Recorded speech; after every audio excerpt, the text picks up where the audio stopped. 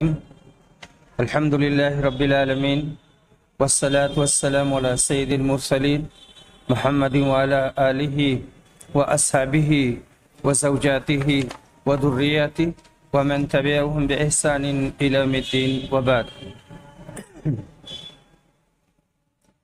معزز ناظرین، السلام علیکم ورحمۃ اللہ وبرکاتہ. مشاہدین، آج کی اس مبارک نشست میں محبت رسول، اتباع اور ابتداء کے تناظر میں بات کریں گے. ہم آج پہلی کڑی پیش کر رہے ہیں. اس میں نبوت اور رسالت کی تعریف. رسول بشر تھے، نبوت استفاء الہی ہے. رسول کے حسب و نسب کی طہارت، اللہ کی نگرانی میں رسول کی تربیت اور حفاظت ہوئی اور آپ خاتم النبیین ہیں. نبوت اور رسالت کی تعریف. النبوہ، نبوہ نبأ سے مشتق ہے، جس کا معنی ہے خبر. اللہ نے فرمایا ہے نبئ عبادی انی انا الغفور الرحیم، میرے بندوں کو بتا دو کہ میں بڑا بخشنے والا ہوں. سورہ تحریم میں فرمایا فلما نبأها به قالت من انبأك هذا قال نبأني العلیم الخبیر. سورہ تحریم آیت نمبر 3. ان کو اس کے بارے میں بتایا تو پوچھنے لگیں کہ آپ کو یہ کس نے بتایا؟ آپ نے فرمایا مجھے علیم و خبیر نے بتایا. لسان العرب میں ہے النبأ الخبر، النبی المخبر عن اللہ عز وجل لأنه انبأ عنه وهو فعیل بمعنى فاعل. لسان العرب ابن منظور نبأ خبر کے معنی میں ہے. نبی اللہ کے بارے میں خبر دینے والے کو کہتے ہیں. فرہ کہتے ہیں نبی وہ ہے جو اللہ کے بارے میں بتائے. انہوں نے نبی میں حمزہ نہیں پڑھا ہے. ان کا یہ ماننا ہے کہ اگر اسے نبوہ اور نبابہ سے مشتق مانا جائے، جس کے معنی زمین سے بلندی کے ہوتے ہیں، یعنی رسول ساری مخلوق سے بلند اور مشرف ہیں، تو اس کا حاصل یہ ہے کہ حمزہ نہ لایا جائے.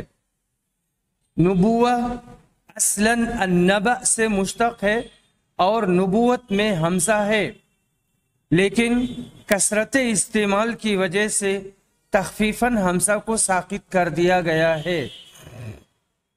نبوہ اور نبوہ سے اس کا اشتقاق لغوی اعتبار سے ضعیف ہے. شیخ الاسلام ابن تیمیہ کہتے ہیں لفظ نبی نبأ سے مشتق ہے اور اس میں اصل حمزہ ہے، یعنی لام کلمہ، اور یہی پڑھا گیا ہے. نافع کی یہی قرأت ہے. یہ نبی پڑھتے ہیں نبی ان حمزہ سے، لیکن کثرت استعمال کی وجہ سے حمزہ میں لین کر دیا گیا ہے. النبوات ابن تیمیہ صفحہ نمبر 336. یہ بھی کہا گیا ہے کہ نبی نبوہ سے ماخوذ ہے، جس کا معنی بلندی ہوتا ہے. اس صورت میں اس کا مفہوم ہوگا اونچے اور بلند مقام والا، اور تحقیق یہ ہے کہ یہ معنی پہلے معنی میں داخل ہے. جس کو اللہ نے نبی بنایا وہ اس کے بارے میں لوگوں کو بتاتا ہے. حمزہ والی قرأت اس بات کے لیے قطعی دلیل ہے کہ یہ محموز ہے اور انباء سے مشتق ہے، نبوہ سے نہیں. الرسالہ یہ ارسال سے ماخوذ ہے. اس کا معنی ہوتا ہے بھیجنا. یہ رسالہ سے مشتق ہے. اس کا معنی ہے تتابع. عرب والے بولتے ہیں رسل اللبن اذا رسل اللبن اذا تتابع در. جب جانور کے تھن میں خوب دودھ آ جائے تو یہ بولا جاتا ہے. لسان العرب میں ہے ارسال بھیجنے کے معنی میں بولا جاتا ہے. اس کا اسم رسالہ اور رسول ہے. رسول ارسال کے معنی میں مذکر اور مؤنث دونوں کے لیے مستعمل ہے. لغوی اعتبار سے رسول اس کو کہتے ہیں جو اپنے بھیجنے والے کی خبروں کی پیروی کرتا ہے. یہ عرب کے اس قول سے ماخوذ ہے جاءت الابل رسلا ای متتابعہ، پہ در پہ اونٹ آئے. رسول کو رسول اس لیے کہتے ہیں کہ یہ رسالت والا ہے، یہ رسالت والا ہوتا ہے. رسول اور رسالہ ارسلہ کا اسم ہے.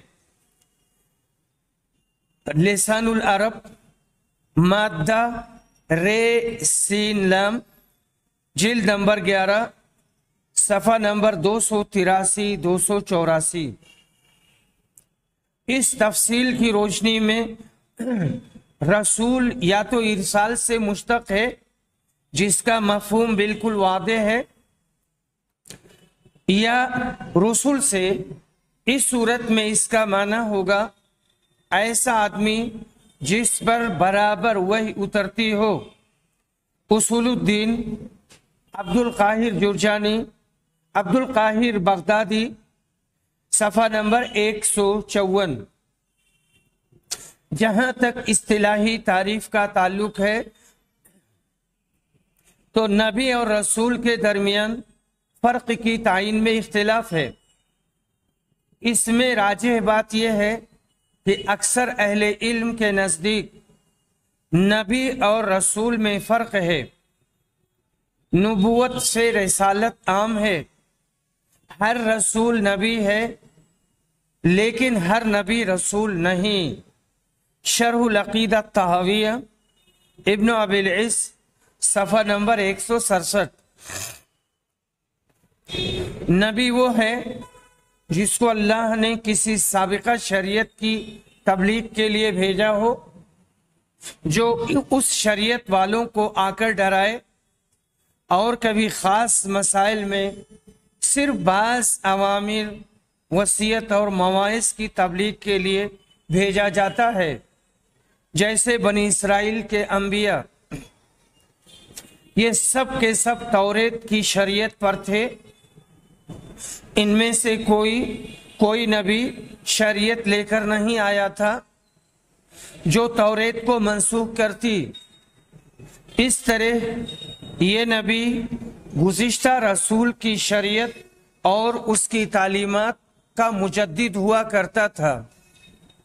النبوات ابن تیمیہ، صفحہ نمبر 225 252 257. رسول وہ ہے جس کو اللہ تعالی مستقل شریعت دے کر بھیجتا ہے، اور جو لوگ اس کے احکام کی مخالفت کریں ان کو شریعت کے احکام پہنچانے اور تبلیغ کرنے کا حکم دیا جاتا ہے. یہ شریعت فی نفسی ہی چاہے نئی ہو یا ان کے اعتبار سے نئی ہو جن کی طرف ان کو بھیجا گیا ہے. بسا اوقات ایسا ہوتا ہے کہ یہ نبی ایسی شریعت لے کر آتا ہے جو سابقہ شریعت کے احکام کی ناسخ ہوتی ہے. اصول الدین، صفحہ نمبر 154. رسول صلی اللہ علیہ وسلم بشر تھے.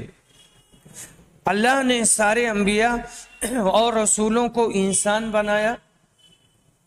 یہ اپنی قوم کی زبان بولتے تھے تاکہ ان کے رب کی شریعت کو ان سے بیان کریں، لوگوں پر حجت قائم کریں، تاکہ لوگ قیامت کے دن یہ نہ کہہ سکیں کہ ہمارے پاس کوئی ڈرانے والا نہیں آیا تھا.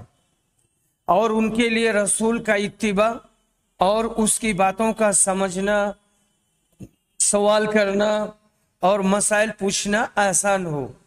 اللہ تعالیٰ نے فرمایا ہے وَمَا أَرْسَلْنَا مِن رَسُولٍ إِلَّا بِلِسَانِ قَوْمِهِ لِيُبَيِّنَ لَهُمْ، سورہ ابراہیم آیت نمبر 4۔ ہم نے ہر نبی کو اس کی قوم کی زبان ہی میں بھیجا تاکہ ان کے سامنے دین کی باتوں کو بیان کرے۔ نیز فرمایا قالت لهم رسلهم ان نحن الا بشر مثلكم ولكن الله يمن على من يشاء من عباده، سورہ ابراہیم آیت نمبر 11۔ ان کے پیغمبروں نے ان سے کہا کہ ہم تو تم ہی جیسے انسان ہیں، لیکن اللہ تعالیٰ اپنے بندوں میں سے جس پر چاہتا ہے اس پر اپنا فضل کرتا ہے۔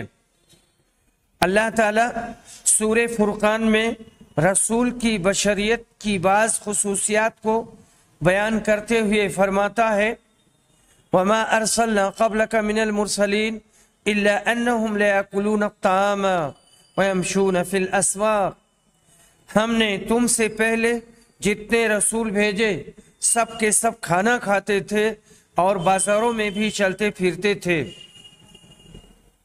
حضرت محمد صلی اللہ علیہ وسلم رسولوں میں کوئی نئے رسول نہ تھے، بلکہ سابقہ انبیاء اور رسولوں کے مانند بشر تھے۔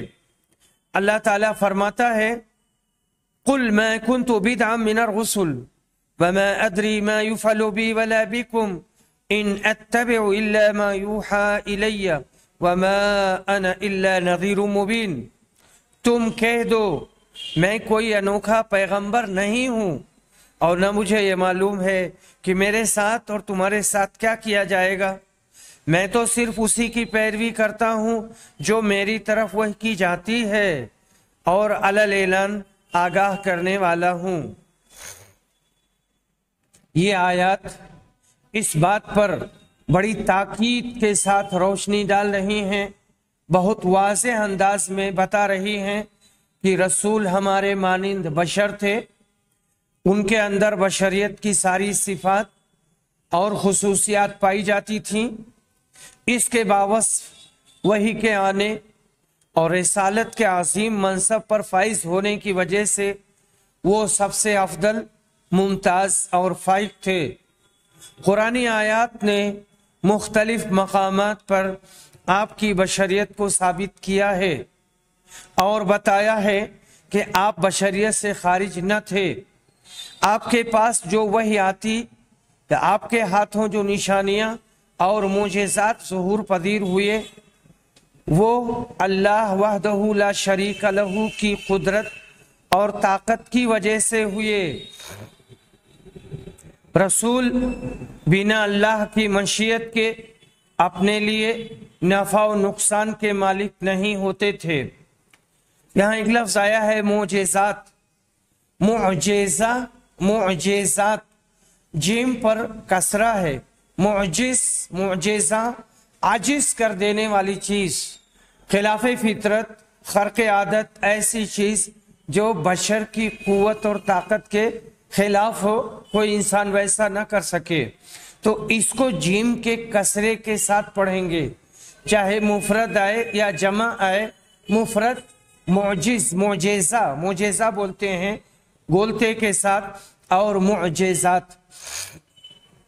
اللہ نے فرمایا ہے وَقَالُوا لَوْلَا أُنزِلَ عَلَيْهِ آيَاتٌ مِّن رَّبِّهِ قُلْ إِنَّمَا الْآيَاتُ عِندَ اللَّهِ وَإِنَّمَا أَنَا نَذِيرٌ مُّبِينٌ، سورۃ العنکبوت آیت نمبر 50۔ انہوں نے کہا کہ ان پر ان کے رب کی طرف سے کچھ نشانیاں کیوں نہیں اتاری گئیں؟ تم کہہ دو کہ نشانیاں تو سب اللہ کے پاس ہیں، میں تو صرف کھلم کھلا ڈرانے والا ہوں۔ نیز فرمایا قُلْ لَا أَمْلِكُ لِنَفْسِي نَفْعًا وَلَا ضَرًّا إِلَّا مَا شَاءَ اللَّهُ وَلَوْ كُنْتُ عَالِمُ الْغَيْبِ لَاسْتَكْثَرْتُ مِنَ الْخَيْرِ وَمَا مَسَّنِيَ السُّوءُ إِنْ أَنَا إِلَّا نَذِيرٌ وَبَشِيرٌ لِقَوْمٍ يُؤْمِنُونَ، سورۃ الاعراف آیت نمبر 188۔ کہہ دو میں اپنی ذات خاص کے لیے نفع کا اختیار نہیں رکھتا اور نہ کسی ضرر کا، مگر اتنا جتنا اللہ چاہے، اور اگر میں غیب کی باتیں جانتا تو میں بہت سے منافع حاصل کر لیتا اور مجھ کو کوئی نقصان نہ پہنچتا۔ میں تو محض ڈرانے والا اور بشارت دینے والا ہوں ان لوگوں کے لیے جو ایمان رکھتے ہیں۔ جب رسول اپنے لیے نفع و نقصان کے لیے مالک نہیں تو غیر کے لیے بدرجہ اولا قدرت نہ رکھیں گے۔ لیس لک من الامر شیء او یتوب علیہم او یعذبہم فانہم ظالمون وللہ ما فی السماوات وما فی الارض یغفر لمن یشاء ویعذب من یشاء واللہ غفور الرحیم۔ اے پیغمبر، تمہارے اختیار میں کچھ نہیں، اللہ چاہے تو ان کی توبہ قبول کرے یا عذاب دے، کیونکہ وہ ظالم ہے۔ آسمانوں زمینوں میں جو کچھ ہے سب اللہ ہی کا ہے، وہ جسے چاہے بخشے اور جسے چاہے عذاب دے، اللہ بخشش کرنے والا اور مہربان ہے۔ سورہ جن میں فرمایا قل انی لا املک لکم ضرا ولا رشدا، کہہ دو مجھے تمہارے کسی نفع و نقصان۔ قرآن صراحت کرتا ہے کہ ہدایت اللہ کے ہاتھ میں ہے۔ انک لا تہدی من احببت ولکن اللہ یہدی من یشاء وہو عالم بالمہتدین۔ سورۃ قصص آیت نمبر 56۔ تم جسے چاہو اسے ہدایت نہیں دے سکتے، اللہ جسے چاہتا ہے اسے ہدایت دیتا ہے اور وہ ہدایت پانے والوں سے خوب واقف ہے۔ جب کفار قریش نے رسول صلی اللہ علیہ وسلم سے عاجز کر دینے والے مطالبات کیے تاکہ اسے انکار اور تکذیب کا ذریعہ بنائے، تو اللہ کی طرف سے جو تردید اتری تھی اس میں رسول کی بشریت کو بڑے تاکیدی انداز میں واضح کیا گیا ہے۔ اللہ تعالیٰ وہ قصہ اس طرح بیان فرماتا ہے وَقَالُوا لَن نُؤْمِنَ لَكَ حَتَّى تَفْجُرَ لَنَا مِنَ الْأَرْضِ يَنبُوعًا أَوْ تَكُونَ لَكَ جَنَّةٌ مِّن نَخِيلٍ وَعِنَبٍ فَتُفَجِّرَ الْأَنْهَارَ خِلَالَهَا تَفْجِيرًا أَوْ تُسْقِطَ السَّمَاءَ كَمَا زَعَمْتَ عَلَيْنَا كِسَفًا أَوْ تَأْتِيَ بِاللَّهِ وَالْمَلَائِكَةِ قَبِيلًا أو يكون لك بيت من زخرف أو ترقى في السماء ولن نؤمن لرقيك حتى تنزل علينا كتابا نقرأه قل سبحان ربي هل كنت إلا بشرا رسولا۔ انہوں نے کہا کہ ہم آپ پر ہرگز ایمان لانے والے نہیں جب تک کہ آپ ہمارے لیے زمین سے کوئی چشمہ جاری نہ کر دیں، یا آپ کے لیے کھجوروں یا انگوروں کا باغ ہو اور اس کے درمیان آپ بہت سی نہریں جاری کر دکھائیں، یا آپ آسمان کو ہم پر ٹکڑے ٹکڑے کر کے گرا دیں جیسا کہ آپ کا گمان ہے، یا آپ خود اللہ کو اور فرشتوں کو ہمارے سامنے لا کھڑا کریں، یا آپ کے لیے سونے کا گھر ہو جائے، یا آپ آسمان پر چڑھ جائیں اور ہم تو آپ کے آسمان پر چڑھ جانے کا بھی یقین نہ کریں گے جب تک آپ ہم پر کوئی کتاب نہ اتار لائیں جسے ہم خود پڑھیں۔ تم جواب دو کہ میرا پروردگار پاک ہے، میں تو صرف ایک انسان ہی ہوں جسے رسول بنایا گیا ہے۔ اللہ نے جو فرمایا ہے قل سبحان ربی هل كنت الا بشرا رسولا، اس میں اس بات کی تاکید ہے کہ رسول بشر ہیں، وہ اپنی بشریت کے حدود میں کام کریں گے، اپنی جانب سے کوئی چیز نہیں لا سکتے۔ رسول صلی اللہ علیہ وسلم کی حیات مبارکہ بھی اس کی وضاحت کرتی ہے۔ آپ نے ایک بشر کی طرح زندگی گزاری، بچپن سے وفات تک آپ کو بشری عوارض لاحق ہوتے تھے۔ آپ نے کھایا، पिया, बाजार में चले, खरीदा, बेचा, शादी की, बच्चे पैदा हुए, लड़ाई किया, सुलह किया, गुस्सा हुए, खुश हुए, गमगीन हुए, बीमार हुए, और जैसे आम इंसान की वफात होती है उसी तरह आपका भी इंतकाल हुआ। जो आदमी आपके साथ रहा होगा या गहराई से आपकी सीरत का मुताला किया होगा वो इस हकीकत को पूरी तरह जानता होगा। रसूल सल्लल्लाहु अलैहि वसल्लम ने कौलन व फ़ेलन अपनी बशरियत के बारे में वसाहत फरमाई है। सही मुस्लिम में है कि मैं तुम्हारी तरह बशर हूँ, जैसे तुम्हें याद रहता है वैसे मुझे याद रहता है, और जैसे तुम भूलते हो वैसे मैं भी भूलता हूँ। सही मुस्लिम जिल्द नंबर 1 सफ़ा नंबर 402, नुस्खा मोहम्मद फुआद अब्दुल बाकी।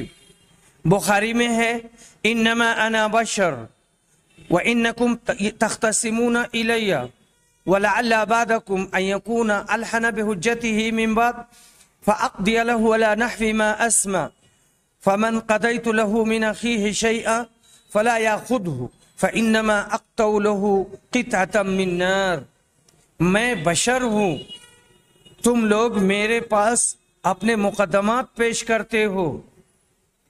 मुमकिन है तुम में कोई अपने हरीफ से ज़्यादा चर्ब ज़ुबान हो और अपनी बात बयान करने में वो उससे ज़्यादा माहिर हो, और मैं बयान और दलील की रोशनी में उसके हक में फैसला कर दूं। इसलिए ये उसे न ले, मैं उसे आग का टुकड़ा दे रहा हूँ। पहली हदीस में आपने बताया है कि आपको याद रहता है और कभी कभार भूल जाते हैं, और यही आम बशर की हालत होती है। दूसरी हदीस में आप इस बात की ताकीद फरमाते हैं कि वो अपनी बशरी तबीयत और फितरत के तकाजे के मुताबिक गैब का इल्म नहीं रखते।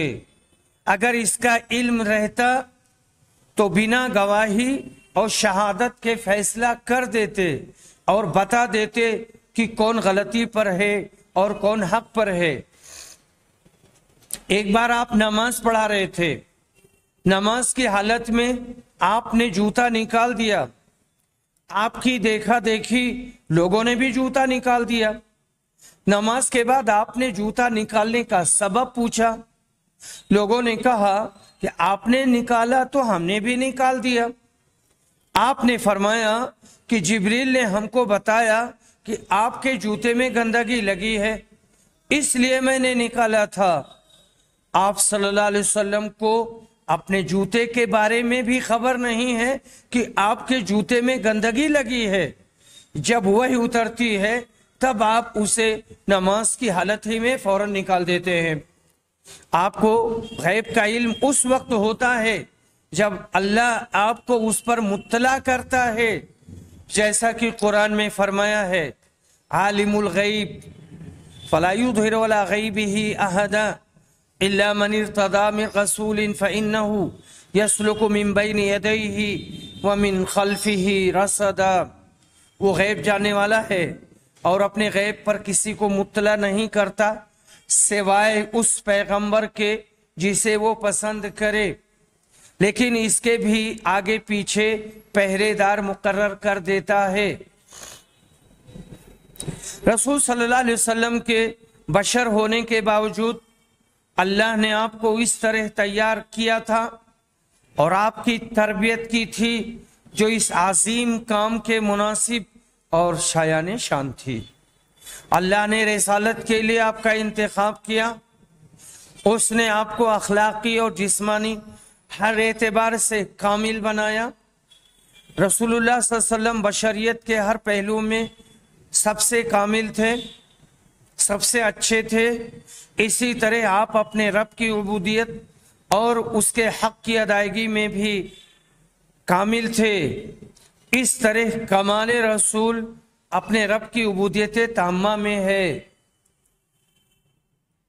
इसी वजह से अल्लाह ने आप सल्लल्लाहु अलैहि वसल्लम को اعلیٰ اور بلند ترین مقام پر عبودیت سے متصف کیا ہے۔ فرمایا سبحان الذی اسری بعبدہ لیلا من المسجد الحرام الى المسجد الاقصى الذی بارکنا حولہ لنریہ من آیاتنا انہ هو السمیع البصیر۔ سورۃ الاسراء آیت نمبر 1۔ پاک ہے وہ اللہ جو اپنے بندے کو رات ہی رات میں مسجد حرام سے مسجد اقصیٰ تک لے گیا۔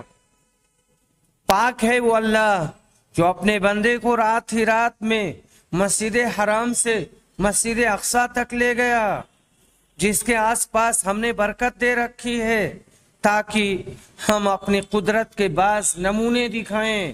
یقیناً اللہ تعالیٰ ہی خوب سننے والا اور دیکھنے والا ہے۔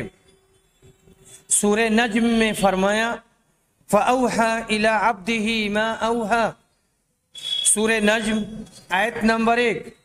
اس نے اپنے بندے کو وحی پہنچائی جو پہنچائی، یعنی وحی کیا جو کچھ کیا۔ نیز فرمایا الحمدللہ الذی انزل علی عبدہ الکتاب ولم یجعل لہ عوجا۔ سورۃ الکہف آیت نمبر 1۔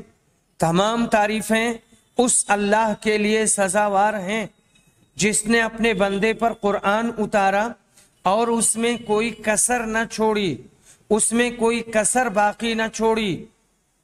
سورہ جن میں فرمایا وَأَنَّهُ لَمَّا قَامَ عَبْدُ اللَّهِ يَدْعُوهُ كَادُوا يَكُونُونَ عَلَيْهِ لِبَدًا۔ سورۃ الجن آیت نمبر 19۔ اور جب اللہ کا بندہ اس کی عبادت کے لیے کھڑا ہوا تو قریب تھا کہ وہ بھیڑ کی بھیڑ بن کر اس پر پل پڑے۔ اس طرح اللہ کی عبودیت کمال بشریت کا اعلیٰ ترین درجہ ہے، کیونکہ اللہ تعالیٰ نے مخلوق کو اپنی عبادت کے لیے پیدا کیا ہے۔ مخلوق میں جو سب سے زیادہ اس کی ادائیگی کرے گا وہ عبودیت میں سب سے زیادہ کامل ہوگا۔ مقام اول میں یہ انبیاء اور رسولوں پر صادق آتی ہے اور ان میں محمد صلی اللہ علیہ وسلم سب سے کامل ہیں۔ ان کے لیے اللہ نے مقام عبودیت کو مکمل کیا، آپ کو چنا، رسالت کے لیے منتخب کیا، اور اللہ کے ہاں آپ کا مرتبہ بڑا بلند تھا۔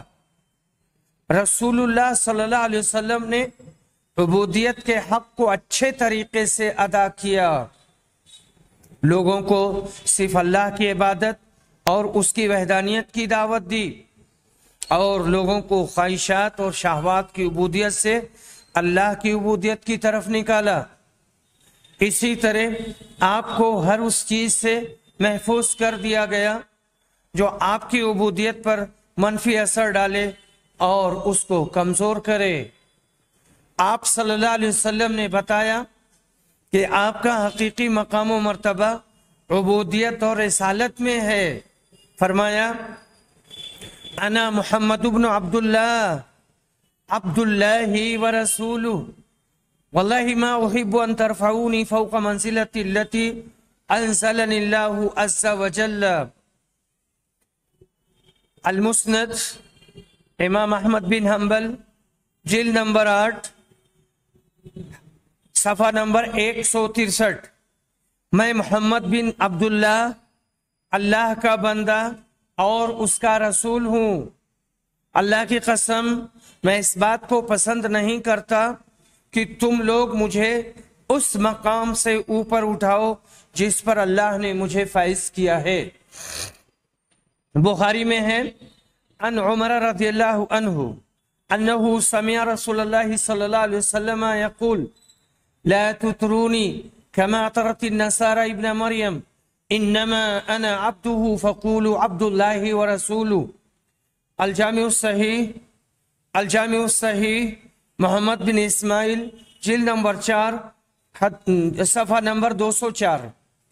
رسول اکرم نے فرمایا کہ تم میرے بارے میں ایسے حد سے نہ بڑھ جانا جیسے نصارہ نے ابن مریم کے بارے میں غلو کیا تھا۔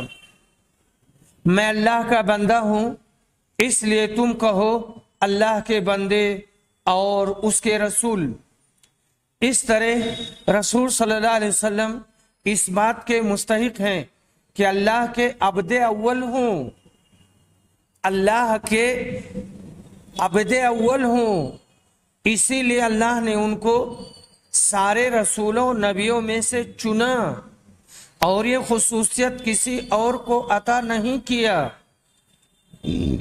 سب سے پہلے آپ صلی اللہ علیہ وسلم ہی کی قبر پھٹے گی. آپ قیامت کے دن پہلے سفارشی ہوں گے اور سب سے پہلے آپ کی سفارش قبول کی جائے گی اور آپ کے لیے سب سے پہلے جنت کا دروازہ کھولا جائے گا.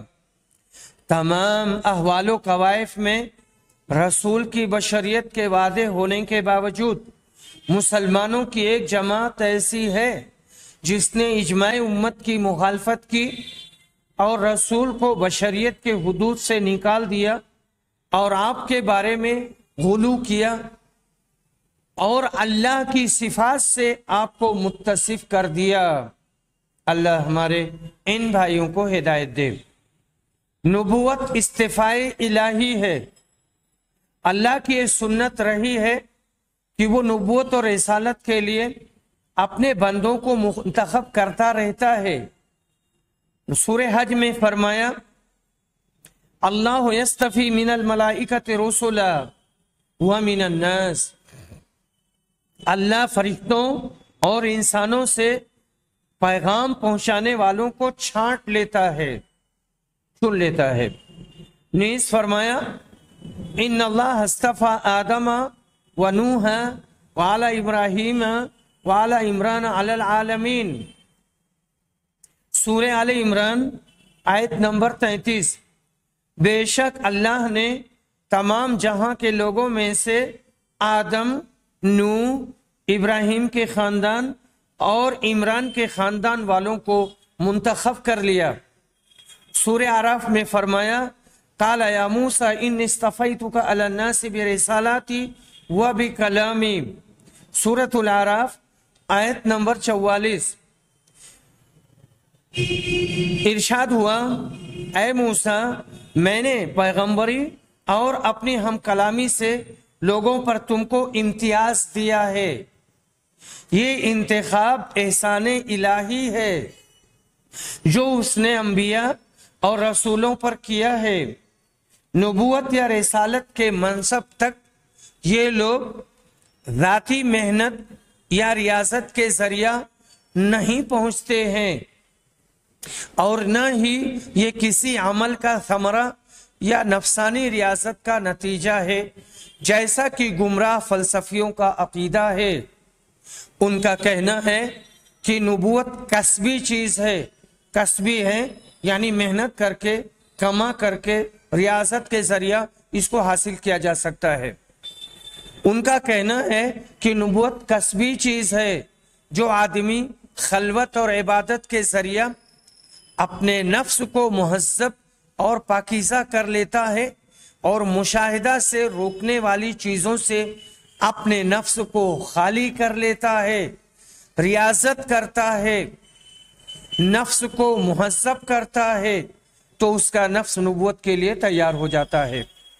اسی بنیاد پر یہ لوگ کہتے ہیں کہ نبی وہ ہے جس کے اندر 3 خصلتیں پائی جائیں: صفائے جوہر اور بنا سابقہ تعلیم و تعلم کے روحانیت عالیہ سے زبردست اتصال کی بنا پر وہ غیب کی چیزوں پر اطلاع رکھتا ہو.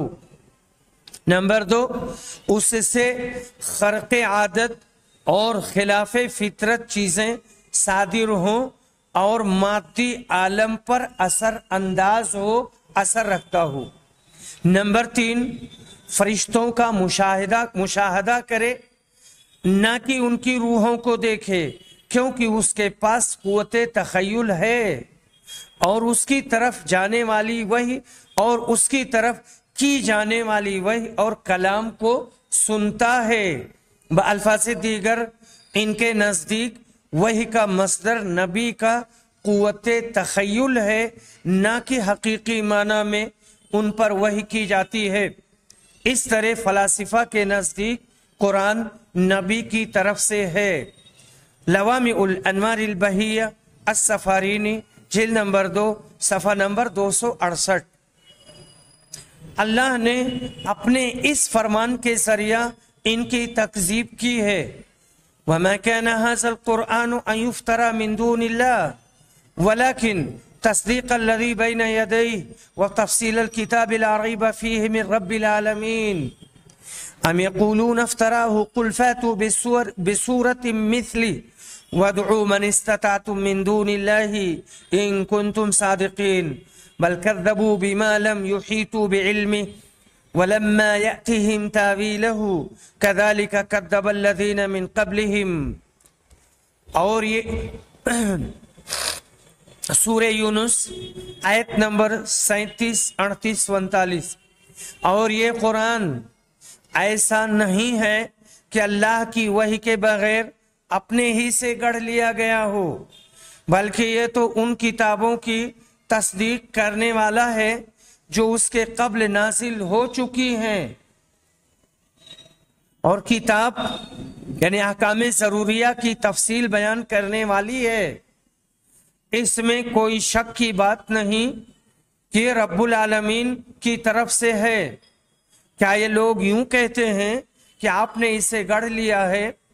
کہہ دو کہ تو پھر تم اس کے مثل ایک ہی صورت لاؤ، اور جن جن غیر اللہ کو بلا سکو بلا لو اگر تم سچے ہو، بلکہ ایسی چیز کی تکذیب کرنے لگے جس کو اپنے احاطے علمی میں نہیں لائے، اور ہنوز ان کو اس کا اخیر نتیجہ نہیں ملا۔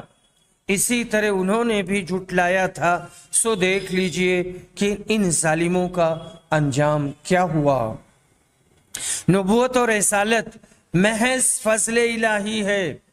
اللہ اپنے بندوں میں سے جسے چاہتا ہے اسے اس سے نوازتا ہے، اور اللہ تعالیٰ اپنے فضل و کرم اور رضامندی کی جگہوں کو زیادہ جانتا ہے، اور اس بات سے بخوبی واقف ہے کہ اس کے لیے کون زیادہ مناسب ہے۔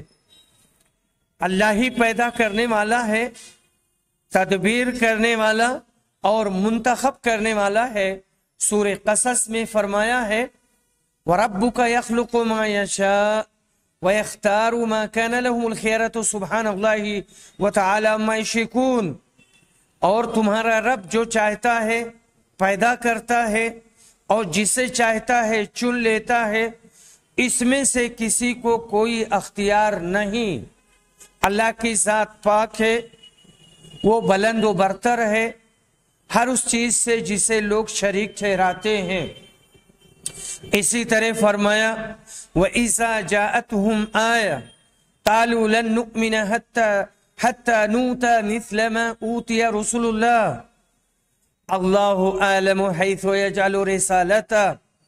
اور جب ان کے پاس کوئی آیت پہنچتی ہے تو یوں کہتے ہیں کہ ہم لوگ ہرگز ایمان نہ لائیں گے جب تک کہ ہم کو بھی ایسی ہی چیز نہ دی جائے جو اللہ کے رسولوں کو دی جاتی ہے۔ اس جگہ کو تو اللہ ہی خوب جانتا ہے کہ وہ پیغمبری کہاں رکھے۔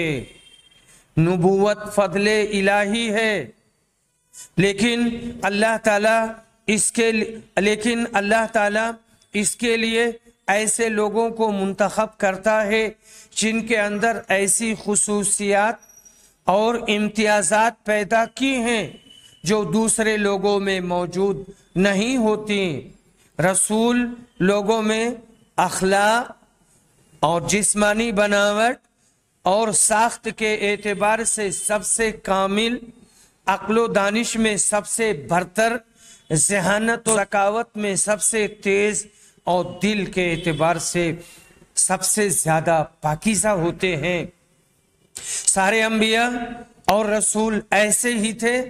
رسول عربی صلی اللہ علیہ وسلم کو جب اللہ نے رسالت کے لیے چنا تو ان کے اندر کچھ ایسی خصوصیات ودیت کی یعنی رکھی جو دوسروں کے اندر نہ تھی، اور ان کی تربیت اور پرورش ایسے انداز میں ہوئی جو اس منصب جلیل کے لائق تھی۔ آپ کے لیے استفائے الہی کے آثار مختلف اعتبار سے ظاہر ہوئے۔